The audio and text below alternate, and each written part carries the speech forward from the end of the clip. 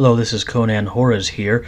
I've recorded a video where I do some logical stuff with a program that I made, and I'll play that video for you here shortly. I want you to stay tuned until the end, because I have a question that I want to ask, but I want to ask it after the video where I show off the tool so that you know the tool, kind of its powers and its limitations, and so forth. I want to make it very clear that this tool that I've put together, I want to be able to put out into the world as an educational tool to really help people to educate and learn on their own, and also to empower people so that they can construct arguments better and so that they can understand arguments better. Anyway, please watch until the end where I ask a simple question, and with the understanding that you have seen the video so that you know the context for the question. Anyway, without further ado, please enjoy the video. I have here a program built in JavaScript that I call the Logic Helper.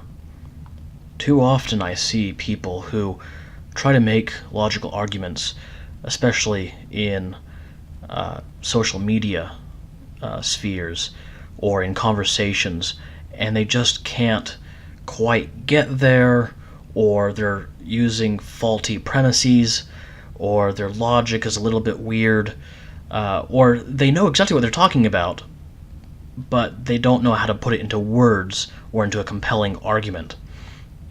So I thought maybe these people could use a tool that would help them, an educational tool. Also, what about the layperson who is reading these arguments? What can they do? Well, I thought this would also be an educational tool for them, that they'd be able to look at arguments and start dissecting them.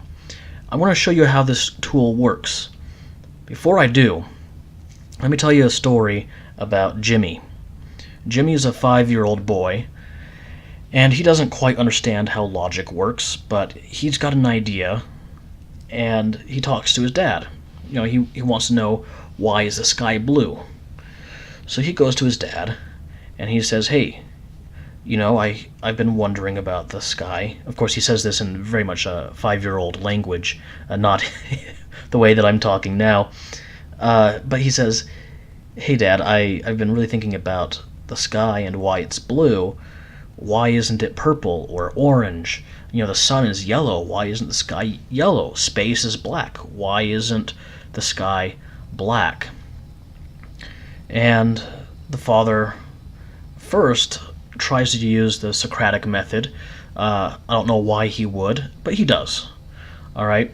And he comes and asks, so why do you think the sky might be blue? The 5-year-old kind of scratches his head for a bit and says, well, maybe it's reflecting all the water in the oceans. And since the oceans are blue, the sky, which is reflecting the oceans, is also blue. Okay, well then why are the oceans blue? Little boy thinks about it. Well, water reflects things, and if the sky is blue, then the oceans must be blue because it's reflecting the sky.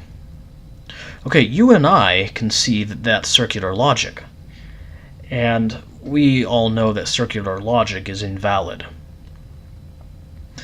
But let's use this tool to really come down to that.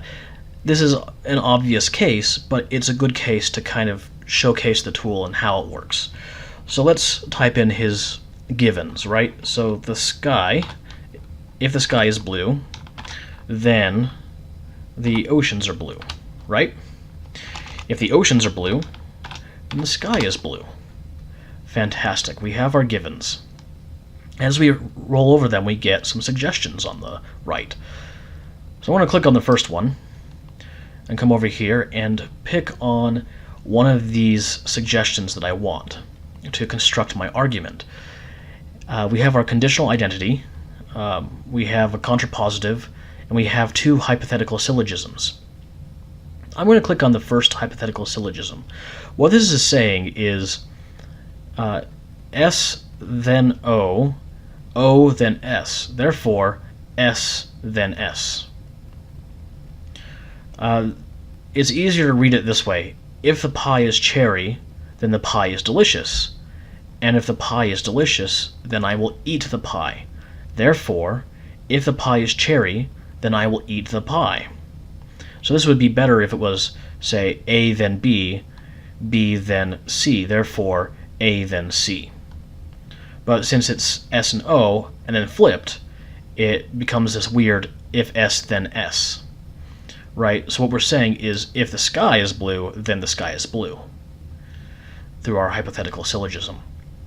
Alright, we have our next step. So let's click on that and go on a little bit farther. We have our conditional identity, our contrapositive, and hypothetical syllogism. Well, we just came from a hypothetical syllogism, and this is going to go back to one of our givens. It's saying S then O. We don't want that. And a contrapositive, this isn't going to do us any good either. So let's go with a conditional identity. Let's kind of understand what that means. So S then S is equivalent to saying not S or S. Now that, again, that's really confusing because we're using S all the time. So let's read the plain English. If you cook, then I will eat is the same as you will not cook or I will eat. I'll let you think about that for a little bit. If you need some more help, we can go down to a truth table. Let's do that. So here we have P, Q, P then Q, and we won't worry about the biconditional here. We're just worried about the conditional. So if P is true and Q is true, then P then Q is true. The only situation where P then Q is false is if P is true and Q is false. Why? Well, we can read it as, if I pay for food, then I get food. Here we can say that when I pay for food and I get food, then the proposition is true, right? If I pay for food and I get food, then the contract upholds. When I pay for food but I don't get food, then the proposition is false. That's where the contract is broken. I paid for the food but I didn't get it. When I don't pay for food but I get the food anyway, then the proposition is not violated. Likewise, the contract is not broken. I can get the service without paying for it, and still the contract upholds. Finally, when I don't pay for food and don't get food, then the proposition is not violated. Again, I can choose not to go and do something, and if I don't get the service for doing that thing that I didn't do, then there's no conflict. Alright, so this is equivalent to saying not P or Q. How does that work? Well, if we not P, so if P is true, then notting it makes it false, right? So whatever case P is, if it's true, it becomes false. If it's false, then it becomes true. And Q remains the way that it is. The only way that P then Q, or not P or Q, can be false is if P is true and Q is false. I know that's all really very confusing, and I'll probably cut a lot of this out because it might be a little bit too confusing, and I've been trying to go slow so that people can keep up, pause the video, read it for themselves, and whatnot. I do intend to release this program if there's enough people saying, yeah, release it. I want to. I just don't have the money to put together a website. If enough people are saying, yeah, put together a website, then I'll think about it. And probably do it, because, again, this is what I want to do. Anyway, so let's use our conditional identity. We have proven that not S or S is the same as S therefore S, or S then S. I'm sorry. So we'll use our conditional identity. Okay. And we'll click on that, and what do we have?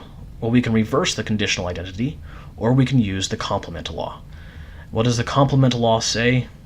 Not S or S is the same as true. So if S is true, for example, then not S, which is false, or true, is true. Because false or true is always true. Well, what if S is false? So not false is true, or false, well, that's also true. No matter what, not S or S will always be true. And it says here, this will always be true. This is indicative of circular logic, which is invalid. Well, let's use our complement law. And we have our conclusion, that is on line 5, that this logic is circular. It is invalid. This is how the tool kind of works. Let's do something else. Let's say that we have a really complex problem that's given to us. Someone is making an argument, and that argument is really, really complex. We can't really figure it out in our heads what's going on. And I'm just going to do a couple of hypothetical syllogisms, but I'm going to kind of hide them. So let's do some conditional identities. So not A or B. Gotta type the right letters, or the right keys. And let's do not B or C. And let's also do not C. Alright, fantastic. So, here are 3 givens. Let's convert this into a conditional. So A, then B. Let's convert this to a conditional as well. So B, then C. Then we can do a hypothetical syllogism. A, then C.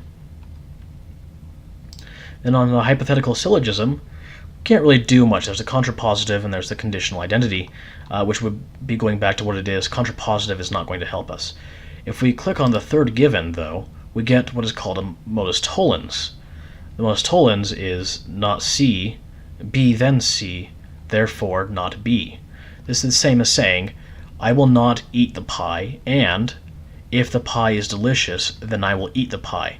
Therefore, the pie is not delicious. Okay, so we'll use the modus tollens, right, to say not B. Is using lines 3 and 5, right? So not C, and then 5 says B then C. So since not C, it also means therefore not B. Let's click on not B. Modus tollens again, not A. This is from 7 and 4. 7 we just constructed from 3 and 5 with a modus tollens. And 4 was our conditional identity, A, then B. We have proven here that A is false, that A is not true, through conditional identities, a hypothetical syllogism, and 2 modus tollens. Anyway, like I say, this is the tool that I've put together. I'm really quite proud of it, and I want to get it out there to help people to understand arguments and to be able to start putting together their own arguments and to be able to understand what people are saying so they don't get the wool, over their eyes or have somebody lie to them using improper or poor logic and they go, oh yeah, I totally agree with that. This is a tool to help educate and empower people, and I hope to be able to use it that way, and I will be using it in my future logic videos. Until then, I'm Conan Horace. Have fun. So now that you've watched this video, I want to ask, what would you like me to do a logic video on next? My last 2 logic videos were about the flat earth, and yeah, that's fun and what have you. It's great for sharpening my teeth on, and I might do more of them, again, to sharpen my teeth and get better at this, because right now I kind of suck. But what would you like me to do a logic video on next? Put that in the comments below, and I'll look through them and see what we can do. Anyway, thank you so much for watching, and once again, until next time, I'm Conan Horace. Have fun.